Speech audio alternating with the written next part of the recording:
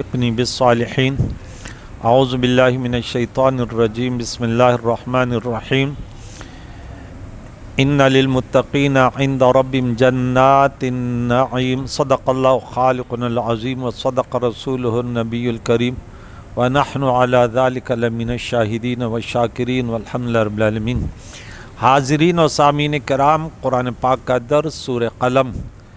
گزشتہ درس میں ایک باغ کا واقعہ ہم نے بیان کیا کہ باغ والوں نے باپ نے اس میں بڑی سخاوت کی تھی اور غریب فقراء کو بھی اس باغ میں سے ان کا پھل دیتا تھا۔ بیٹوں نے یہ سوچا کہ غریب فقراء کو نہیں دیں گے تو ہمارا مال بڑھ جائے گا، اور وہ اس کا برعکس ہوا، اور یہ صبح صبح گئے تو باغ بالکل ختم ہو گیا تھا۔ پھر آیت نمبر سورہ بقرہ کی 265 میں ایک مسلمان اچھے لوگوں کا کہ ان کے باغ کا واقعہ، پھر 266 میں کافروں کا۔ آج ہم نے تراویح میں پھر سورہ کہف میں آیت نمبر 31 وَاضْرِبْ لَهُمْ مَثَلَ الرَّجُلَيْنِ، یہاں سے دو افراد کے باغ کا واقعہ آیت نمبر 32 سے لے کر یہ تقریباً 44 تک ایک تفصیلی واقعہ بڑا پیارا پڑا تھا کہ اس میں بھی ایک شخص تھا، وہ اپنے باغ پر بڑا فخر کرتا تھا کہ میرا باغ اگر ہم وہاں پہ گئے تو تم سے زیادہ مجھے ملے گا، اور آخر کیا ہوا؟ وَأُحِيطَ بِثَمَرِهِ فَأَصْبَحَ يُقَلِّبُ كَفَّيْهِ عَلَى مَا أَنفَقَ فِيهَا وَهِيَ خَاوِيَةٌ عَلَى عُرُوشِهَا۔ تو اور اس مرد کے پھل عذاب میں جو ہے وہ گھیر لیے گئے، اور جو اس نے اس باغ میں خرچ کیا تھا اس پر وہ ہاتھ ملتا رہ گیا، اور وہ باغ اپنی چھپریوں پر گرا ہوا پڑا تھا، اور وہ کہہ رہا تھا کاش میں اپنے رب کے ساتھ شرک نہ کرتا۔ اور پھر ان کے پاس کوئی جماعت نہ تھی کہ ینصرونہ من دون اللہ، کہ ان کے اللہ کے مقابلے میں ان کی مدد کرتے، اور ان کا انتقام، ان کا بدلہ لینے کے قابل وہ نہ تھے۔ تو معلوم ہوا کہ ہنالک الولایۃ للہ الحق، کہ تمام اختیارات اللہ ہی کے پاس ہیں، اور ہوا خیر ثواب و خیر عقبا، وہیں سب سے اچھا ثواب دینے والا اور اس کے پاس بہترین انجام ہے۔ تو یہ واقعات باغ کے اچھے اچھے واقعات، یعنی اچھے لوگوں کے، اللہ کے بندوں کے اور غیروں کے واقعات ہم سنتے ہیں۔ آج پھر ان مشرکین مکہ کا اعتراض ہے کہ یہ سمجھتے تھے کہ ہم تم سے زیادہ اگر وہاں بھی چلے گئے تو دنیا میں اللہ نے ہمیں آپ سے زیادہ دیا تو وہاں بھی ہم کو زیادہ ملے گا۔ تو فرمایا ان للمتقین عند ربهم جنات النعیم، کہ بے شک متقین کے لیے ان کے رب کے پاس نعمتوں والی جنتیں ہیں، یہ غیروں کے لیے نہیں ہو سکتا۔ تو اس پہلے کفاروں کا جو ذکر ہوا تھا کہ ان کے لیے نہ دنیا میں سکون ہے اور نہ کوئی دوام ہے، اور نہ آخرت میں تو محروم رہیں گے۔ افنجعل المسلمین کالمجرمین، تو یہ کیا سمجھتے وہاں ہمیں ملے گا؟ کیا ہم مسلمانوں کو مجرموں کی طرح ان کو جزا و سزا دیں گے؟ کیا ہم اطاعت گزاروں کو نافرمانوں کی مثل کر دیں گے؟ نہیں۔ ما لکم کیف تحکمون، تمہیں کیا ہوا، تم کیسے عجیب فیصلہ کرتے ہو؟ ام لکم کتاب فی تدرسون، یا تم یہ بات اس لیے کرتے ہو، کیا تمہارے پاس کوئی کتاب ہے جس میں تم پڑھتے ہو یہ چیزیں؟ ان لکم فی لما تخیرون، کیا اس میں وہی تحریر ہے جو تم چاہتے ہو؟ ام لکم ایمان علینا بالغۃ الی یوم القیامہ، یا تم نے ہم سے ایسی قسمیں لے رکھی ہیں جو قیامت تک رہیں گی، الی یوم القیامہ۔ ان لکم لما تحکمون، اور جس کا تم فیصلہ کرو ایسے کچھ نہیں ہے۔ سلہم ایہم بذالک زعیم، آپ ان سے پوچھے کہ ان میں کون سے ان کے جو ہے کون ہے جو ان کے ضامن ہے، یہ جو یہ باتیں کرتے ہیں۔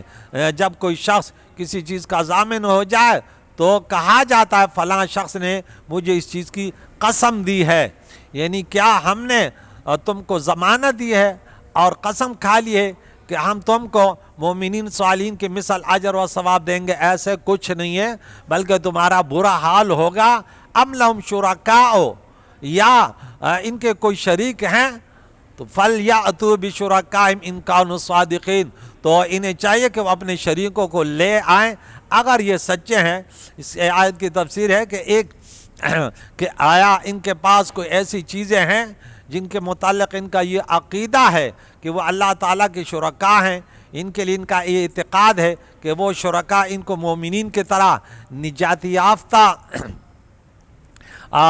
بنا دیں گے اور مومنین کے مثل ثواب عطا کریں گے۔ دوسری تفسیر یہ ہے کہ آیا ان کے ساتھ کچھ ایسے لوگ ہیں جن کا یہ مذہب ہے کہ آخرت میں مسلمین اور مجرمین جزا میں برابر ہیں۔ خلاصہ یہ ہے کہ ان کے اس دعوے پر کوئی عقلی دلیل نہیں ہے۔ اور فرمایا یوم یکشف عن ساق، جس دن پنڈلی کھول دی جائے گی، پنڈلی ساق، وَيُدْعَوْنَ، یہ بلائے جائیں گے، اِلَى السُّجُودِ، سجدہ کے طرف، فَلَا يَسْتَطِعُونَ، تو وہ طاقت نہیں رکھیں گے، سجدہ نہیں کر سکیں گے۔ ان کی تھوڑی تفصیل سماعت فرمائیں کہ کیا مراد ہے ساق سے۔ اس آیت میں کشف ساق، ساق پنڈلی کھول دی جائے گی، پنڈلی کھولنے کا ذکر ہے۔ پنڈلی کھولنے کے لغوی معنی حسب ذیل ہیں، آپ سماعت فرمائیں۔ ٹخنے اور گھٹنے کے درمیان جو جگہ ہے اس کو ساق کہتے ہیں، یہ ہے ساق، یہاں سے یہاں تک ساق۔ اور کشف ساق شدت اور سختی سے کنایا ہے۔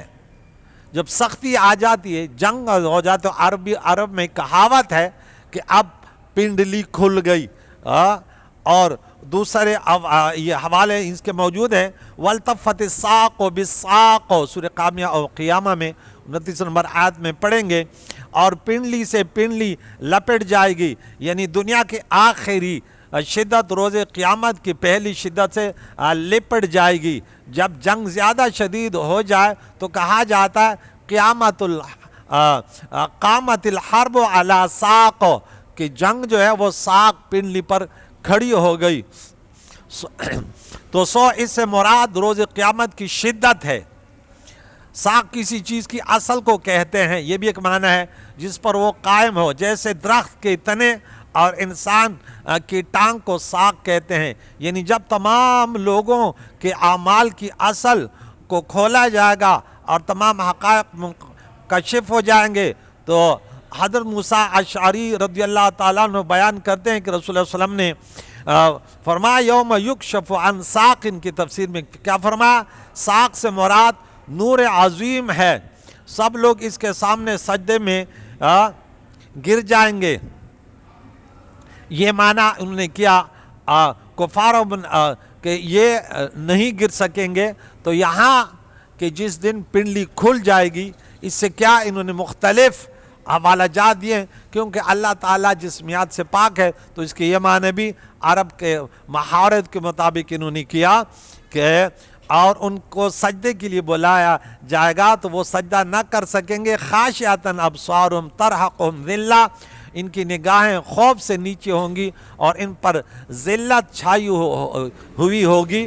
وَقَدْ كَانُوا يُدْعُونَ إِلَى السُّجُودِ وَهُمْ سَالِمُونَ، اور یہ سجدے کی طرف بلائے جاتے تھے کہ حی علی الصلاۃ حی علی الفلاح، یہ اس وقت سالم تھے، اور کفار و منافقین کو بطور عبادت یا بطور مکلف ہونے کے سجدے کے لیے نہیں بلایا جائے گا، بلکہ بطور زجر و توبیخ، ڈانٹ ڈپٹ اور دنیا میں سجدے نہ کرنے پر ملامت کرنے کی وجہ سے ان کو سجدے کے لیے بلایا جائے گا۔ پھر اللہ تعالیٰ سجدہ کرنے کی انہیں قدرت نہیں دے گا اور ان کی ذلت اور خواری ہوگی کہ دنیا میں سجدہ نہ کہ آپ محروم۔ فذرنی، رب فرماتے چھوڑیے مجھے، ومن یکذب بہذا الحدیث، اور جو اس کلام کو جھٹلاتا ہے، سنستدرجہم من حیث لا یعلمون، رب فرماتا ہے ہم ان کو اس طرح آہستہ آہستہ عذاب کی طرف کھینچیں گے کہ ان کو معلوم بھی نہیں ہوگا۔ استدراج، اللہ تعالیٰ فرماتا ہے کہ ان کو ہم آہستہ آہستہ، تو اس سے پہلی آیت میں اللہ تعالیٰ نے قیامت کی شدت اور ہولناکی سے ڈرایا تھا، اس آیت میں ان کو اور زیادہ ڈرایا اور اپنے قہر اور اپنی قدرت کا ذکر فرمایا۔ آپ ان کو میرے سپرد کیجئے، میں ان کے لیے کافی ہوں، یعنی ان کی زیادتیوں کا انتقام لینے کے لیے یہ کافی ہے کہ آپ ان کا معاملہ میرے سپرد کیجئے۔ معلوم ہوا کہ ان کو کیسی سزا دینی چاہیے اور میں اس کو کیسے سزا دینے پر قادر ہوں۔ تو اس آیت میں سنستدرجہم کا لفظ ہے، اس کا مصدر ہے استدراج۔ اس کا معنی ہے ہم ان کو بتدریج عذاب کے طرف لے جا رہے ہیں۔ عطا نے کہا ان کے ساتھ ایسے خفیہ تدبیر کرنے والے ہیں کہ ان کو اس کا پتہ بھی نہیں چلے گا۔ رب فرماتا ہے وقت آنے والے وَأُمْلِي لَهُمْ، اور میں انہیں ڈھیل دیتا ہوں، ان کید متین، اور میری خفیہ تدبیر انتہائی مضبوط ہے کہ یہ گناہ میں پڑے جا رہے ہیں، پھر بھی ہم نے دنیا کی نعمتیں ان پر نہیں روکی اور ان کی سانسیں نہ روکی، ان سے زندگی نہ لے گی، لیکن اس لیے تاکہ یہ گناہ میں اور آگے بڑھ جائے، ان کے پاس کوئی عذر نہ رہے۔ ام تسألہم، یا یہ آپ کی بات نہیں مانتے تو کیا آپ ان سے مانگتے ہیں اجر؟ فہم من مغرم مثقلون، تو یہ اس تاوان سے دبے جا رہے ہیں، اس سے خوفزدہ ہیں۔ آپ تو تبلیغ پہ کسی اللہ والے نے، انبیاء علیہ السلام ان کے پیروکاروں نے دین کی تبلیغ پہ کبھی کچھ اجرت نہ مانگی، تو کیا اگر مانگتے تو یہ بات بھی تو نہیں، تو پھر کیوں نہیں مانتے؟ ام عندہم الغیب فہم یکتبون، یا ان کے پاس علم غیب ہے جس کو یہ لکھ رہے ہیں۔ حضرت ابن عباس رضی اللہ تعالیٰ عنہما نے فرمایا غیب سے اس آیت میں لوح محفوظ مراد ہے۔ تو کیا جن چیزوں میں یہ آپ کی مخالفت کر رہے ہیں انہوں نے لوح محفوظ میں پڑھ لیا ہے اور اس سے ان کو معلوم ہو گیا ہے کہ یہ آپ سے افضل ہیں اور آخرت میں ان کا اجر ثواب مسلمانوں کے اجر و ثواب کے مثل ہوگا، یا ایسے کوئی ہے؟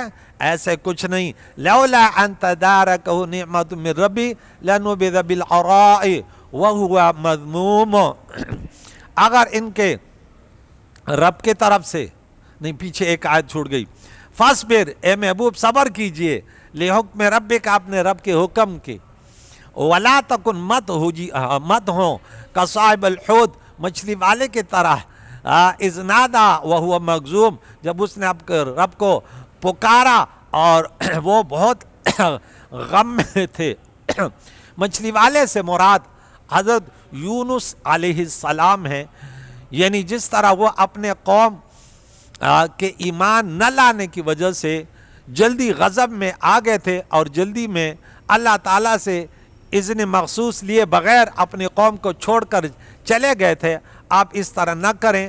اور فرمایا جنہوں نے اپنے رب کو غم کی حالت میں پکارا تھا، یعنی حضرت یونس علیہ السلام نے مچھلی کے پیٹ میں یہ کلمات جو سورہ انبیاء میں آیت نمبر 87 میں پڑھے، لا الہ الا انت سبحانک انی کنت من الظالمین، تو آپ ان جیسے مت ہوئیے تدارکہ نعمت من ربہ، پھر فرمایا لولا ان تدارکہ نعمت من ربہ، اگر ان کے رب کی طرف سے نعمت ان کا تدارک نہ کرتی، لنبذ بالعراء وہو مذموم، تو وہ ضرور وصف مذمومیت کے ساتھ چٹیل میدان میں ڈال دیے جاتے۔ کیا معنی؟ اس آیت میں فرمایا اگر ان کے رب کی طرف سے نعمت ان کی تدارک نہ کرتی، یعنی ان کے اجتہادی خطا کی تلافی نہ کرتی، وہ نعمت، وہ نبوت، اجتہادی خطا کہ ان کو نہیں جانا تھا، رب کے حکم کا انتظار، یہ چلا گیا، پھر رب کی نعمت نے ان کا تدارک کیا، اگر وہ نہ کرتی، ان کے اجتہادی خطا یہ تھی کہ انہوں نے یہ گمان کر لیا تھا کہ اگر وہ اپنی قوم سے ناراض ہو کر اللہ تعالیٰ سے اجازت لیے بغیر چلے گئے تو اس میں کوئی حرج نہیں ہے، جبکہ نبی پر لازم ہے کہ وہ اللہ تعالیٰ سے مسلسل رابطہ رکھے، لیکن ان پر جو اللہ عز و جل کی نعمت تھی اس نے ان کی اس اجتہادی خطا کا تدارک کر دیا۔ ضحاک نے کہا کہ اس سے مراد نبوت ہے، تو یہ عقیدہ یاد رکھیں، اجتہادی خطا، آپ ایک کام کرتے آپ کا سمجھتے ہیں کہ اس میں اچھائی ہوگی، لیکن وہ چاہی نہیں تھی، تو اس غلطی پر گناہ نہیں ہوتا۔ آدم علیہ السلام نے وہ درخت کھایا تو اس کو یہ پتہ نہیں تھا کہ اس میں اللہ کی ناراضگی ہے، کھا لیا، تو اس کو کہتے ہیں اجتہادی خطا۔ مختلف واقعات عقائد و جان کا ہے کہ عبداللہ ابن مکتوم کے بارے میں جو تھا کہ چلو یہ بات ایسے ہوگی کہ چلو اگر یہ چلے جائے میں ان سے بات کروں، لیکن اللہ کو ناپسند تھا کہ نہیں یہ بیٹھر ہیں، اب ان کی پرواہ نہ کریں۔ تو یاد رکھے اجتہادی خطا کوئی گناہ نہیں ہے، ان کی نسبت انبیاء کے طرف قرآن نے کی ہے۔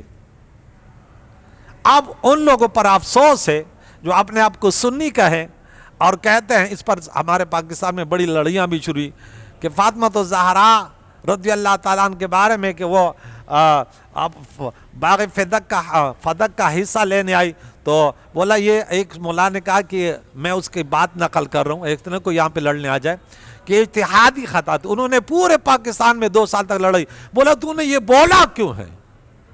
میں نے بولا واہ، جو اہل بیت کے معصوم ہونے کا عقیدہ رکھے تو یہ علماء نے لکھا ہوا ہے، ہمارے پاس موجود ہے، یہ تو سنی کیا یہ مسلمان بھی نہیں ہو سکتا۔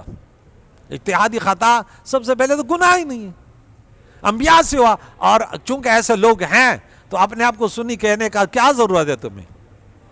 کوئی گناہ نہیں ہے نا، اجتہادی خطا گناہ نہیں ہوتا، بلکہ ایک مجتہد بھی اگر اجتہاد کرے غلطی ہو جائے اس پر بھی اللہ ایک اجر عطا کرتا ہے، بجائے کہ اس پر گناہ ہو۔ لیکن یہ دین سے دوری کی بات ہے، اور اپنے آپ کو بڑا وہ ثابت کرنا۔ یہاں ہمارے پاس بھی آتے ہیں ایسے، میں نے بولے یار تمہیں شعور نہیں، اللہ کا کلام پڑھنا نہیں آتا، پڑھانا نہیں آتا، تو تمہیں صحیح عقیدہ رکھنے کا کیا، تمہیں یہ نصیب بھی نہیں ہوگا، ورنہ انبیاء سب معصوم ہیں، ہمارا عقیدہ ہے۔ فَاجْتَبَاهُ رَبُّهُ فَجَعَلَهُ مِنَ الصَّالِحِينَ، رب نے فرمایا صحابہ کرام چونکہ وہ تو معصوم تو نہیں ہے، لیکن ان سے بھی اگر کوئی اس طرح بات ہوئی تو اللہ تعالیٰ نے اعلان کیا کہ میں نے معاف کر دیا۔ جنگ بدر کا، جنگ احد کا واقعہ ہے، جنگ وغیرہ وغیرہ واقعات ہیں، جو 2 نمبر لوگ صحابہ کے پیچھے پڑ جاتے، ہم کہتے ہیں نہیں، دین کی تکمیل کے لیے یہ سب کچھ ہوا اور اللہ نے اعلان کر دیا میں ان سے راضی ہوں۔ تو یہاں رب نے اعلان فرمایا، پس اس کے رب نے انہیں عزت والا بنایا اور صالحین میں کر دیا۔ فَاجْتَبَاهُ، چنا اس کو، حضرت یونس علیہ السلام کو، اور کر دیا ان کو صالحین میں سے۔ وَيَكَادُ الَّذِينَ كَفَرُوا لَيُزْلِقُونَكَ بِأَبْصَارِهِمْ، اور بے شک کفار سے بعید نہیں ہے کہ وہ اپنی نظریں لگا کر آپ کو پھسلا دیں۔ لما سمعوا الذکر، جب وہ یہ قرآن سنتے ہیں، وہ یقولون، وہ کہہ دیں انہ لمجنون، اللہ کی پناہ کہ یہ تو دیوانہ ہے، اللہ کی پناہ۔ وما ہوا، اور نہیں ہے یہ قرآن الا ذکر للعالمین، مگر تمام عالمین کے لیے نصیحت ہے۔ تو یاد رکھیے مشرکین مکہ نے یہ پورا ان کا رد آیا کہ دیکھیں یہ آپ اس قسم کی باتیں کرتے ہیں کہ اگر تمہیں جنت مل گئی ہمیں بھی مل جائے گی، ہمیں اللہ نے یہاں دیا تو پتہ چلا ہماری کوئی ویلیو ہے، وہاں بھی ملے گی۔ بولے یہ سب جھوٹ بولتے ہیں، ان کے پاس کوئی ایسی دلیل نہیں ہے۔ اور انہوں نے یہاں تک کوشش کی کہ نظر باز لوگ، نظر حق ہے، یہ باقاعدہ ان کا چناؤ یعنی ان کو منتخب کر کے لائے۔ ایسے ایسے نظر باز عرب میں تھے کہ ایک جانور کو اس نظر سے دیکھتے تھے اسی وقت گر کے مر جاتا تھا۔ نبی علیہ السلام کے پاس لے کر آئے اور ان پر انہوں نے کوشش کی، لیکن چونکہ وہ اللہ تعالیٰ نے اعلان کیا کہ اے میرے نبی واللہ یعصمک منا، اللہ تعالیٰ ان کے شر سے آپ کی حفاظت کرتے ہیں، آپ کا کچھ نہیں بگاڑ سکتے۔ حضرت امام حسن بصری رحمہ اللہ فرماتے ہیں جس کو نظر بد لگ جائے وہ یہ آیتیں پڑھ لیا کریں۔ وَيَكَادُ الَّذِينَ كَفَرُوا لَيُزْلِقُونَكَ بِأَبْصَارِهِمْ لَمَّا سَمِعُوا الذِّكْرَ وَيَقُولُونَ إِنَّهُ لَمَجْنُونٌ وَمَا هُوَ إِلَّا ذِكْرٌ لِلْعَالَمِينَ۔ اس کو دم کرے وہ نظر بد سے صحیح ہو جائے گا۔ کریم مولا سے دعا ہے، سورہ قلم کا درس، مختصر سا درس آج ہم نے کل اور آج سنا، 3 دن بلکہ سنا، اللہ قبول فرمائے۔ اللہ جتنے ہمارے مسلمان سامعین ہیں، مرد عورتیں، یا اللہ اس کے فضل و کرم، اس کے برکت سے اللہ اپنے فضل و کرم سے سب کی پریشانیوں کو دور فرما، اور یا اللہ بے روزگاروں کو رزق حلال، بے اولاد کو نیک و صالح اولاد، جو نیکوکار ہیں مزید ان کیا کرنے والے، گناہگاروں کو موت سے قبل توبہ، اور ہم سب کے مرحومینوں کے لیے صالح ثواب ہے یا اللہ، ہم سب کے مرحومینوں کی مغفرت فرما، ماہ رمضان کی برکت سے اللہ ہم سب کے گناہوں کو معاف فرما، ہماری مشکلیں یا اللہ دور فرما، ہمیں ہمیشہ کے لیے یا اللہ تیری بندگی پیارے نبی کے پیارے طریقوں پر نصیب فرما، یا اللہ ہم سب کا خاتمہ بالخیر فرما، وصلی اللہ تعالی علی خیر خلقہ محمد وعلی آلہ واصحابہ اجمعین برحمتک یا ارحم الراحمین۔